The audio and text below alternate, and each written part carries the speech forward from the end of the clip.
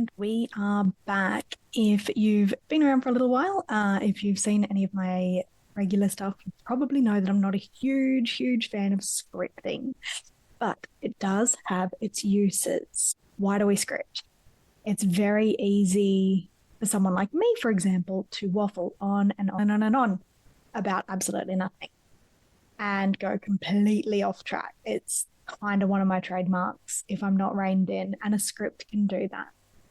It can also reduce some of the nerves if you're not used to sitting down and chatting away to camera. And it's also really good if you need to remember certain things that you know yourself you're probably going to forget until after you hit that stop record button. Now, why don't I like scripting a lot of the time? Because if you're not used to reading from a script, so you're not a trained actor or used to public speaking or reciting or anything like that, there is a very good chance that reading off a script is going to make you sound robotic, and there's going to be none of the reason why we want video in there. It's not going to be authentic and genuine. It's not feel like you convey those emotions that we want to convey with video when we are looking at using video marketing. So I like a happy medium where, yes, we outline the rough guide of what we're going to say, but we don't necessarily write every single word. So it's not a perfect script. You're going to be doing a little bit of impromptu as you go. Makes it sound a little bit more like you, while still keeping you on track and making sure you remember some of those key points that you want to make. So there's a few formats we can use. I'm a fan of the contrast content, which is what I generally teach, and I've got another video on that that I will attach below as well. But generally, you want to start with a decent hook. There's 1,000 ways to do that. It could be, something to do with a tip or a joke. It could be telling a story. I love telling a story. It's people remember stories, not facts. What is it? Stories sell, facts tell is a little saying to remember there when you are trying to come up with your content. Stories will always trump anything else when you want people to actually remember and recall what you're saying or what the gist of what you're talking about. I also do quite love going over, and it's storytelling as well, but going over a testimonial or a case study, especially if you've received a testimonial online. You can actually pop that up in front of, on the screen right there in front of you and talk through what happened with that client. The reason that they're giving you that wonderful testimonial is because they had a great experience with you. Tell the story while the testimonial, while the 5-star Google review is snipped up and in front of you on your screen. Now, one thing is, you'll hear me say this a lot. I've probably already said it in one of the modules because it's one of my go-tos, is every time a customer asks you a question, write it down. Or your audience asks you, or somebody asks you at a barbecue a question about what you do, write it down. There's your list of content ideas right there, ready to go. You can get together a massive list and then just decide what you want to talk about on the day. And then you can start to format it into one of the formats that I'm going to put onto a worksheet below for you that you can then go through and decide, okay, so this particular topic or this question that somebody's asked, does it fit into, something like a HVC, which is a hook, value nugget, call to action? Or does it fit into the contrast content method where you're showing the transformation or the journey that somebody's been through? Does it fit into, problem, tip, success? There's quite a few formats that they can fit into, and it's whatever feels more comfortable for you and whatever suits the type of content that you are talking about. When you are writing notes for a script, some people do like to write the whole thing out first. If you do that, make sure you write how you speak. If there are words that you wouldn't use spoken that you do use in writing, don't use them, because you're going to trip over those words when you do try to speak them to camera. I know, I've been there, I've done it. A lot of the time we do write very differently to how we speak. So try and be mindful of that.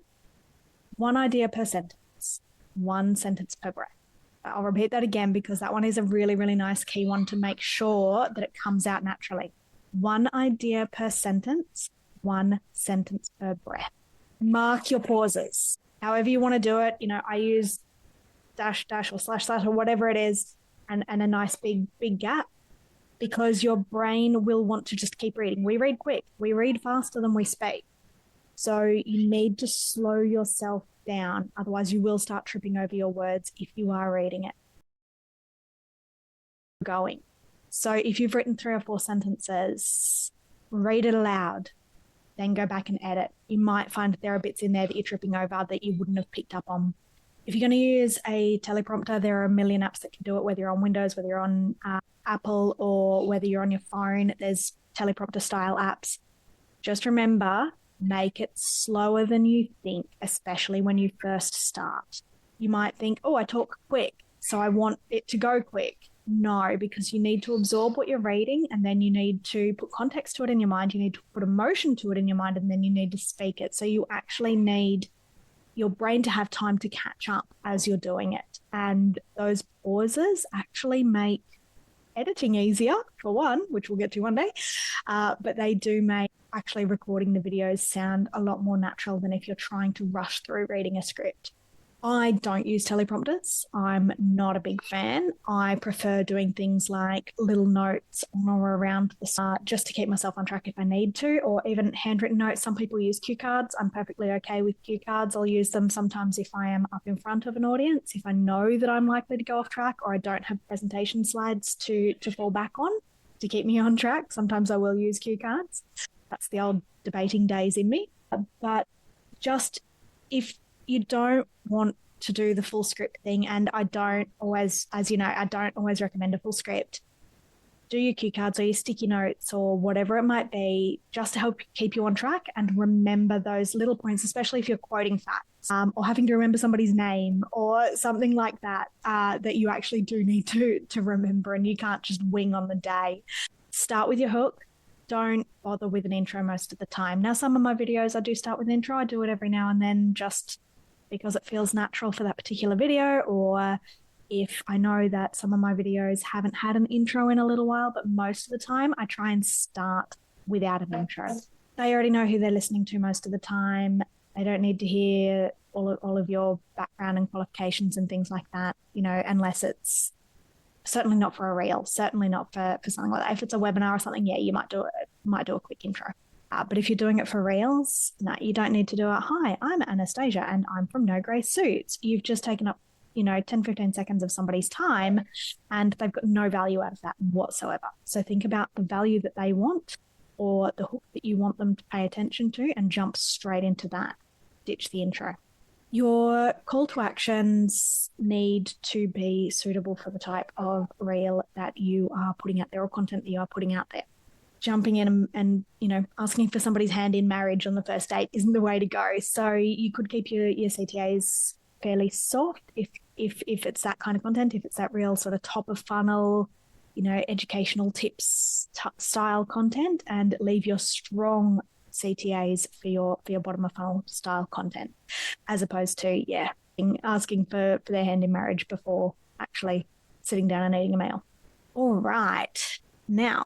Your challenge, should you choose to accept it, is write a script tonight, post it by next week, give yourself a week, tag me.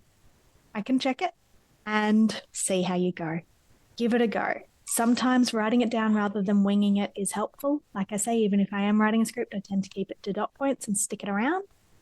But it can be handy even just to read through a script or read through what you want to say a couple of times, even if you don't read it while you're on camera, just to commit bits of it to memory.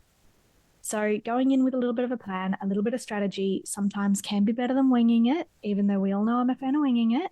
It can help with those nerves. It can help you with making sure you stick to the strategy that you've agreed with yourself on for your social media and for your goals and for your audience and who you're talking to and what you want them to do next. And it can be quite nice because then you can use that as the basis for other things, that whole repurposing piece that we love, such as your caption for your reel. You could have then turn it into an extra post, a text post. If you've got it written down, you can turn it into just that. So I hope that helps. And I will sign off now. As always, feel free to ask any questions that you might have. You'll have a couple of worksheets below. This one is very much a hands-on, give you a bunch of templates type session. And I hope you found some of that useful. Take care.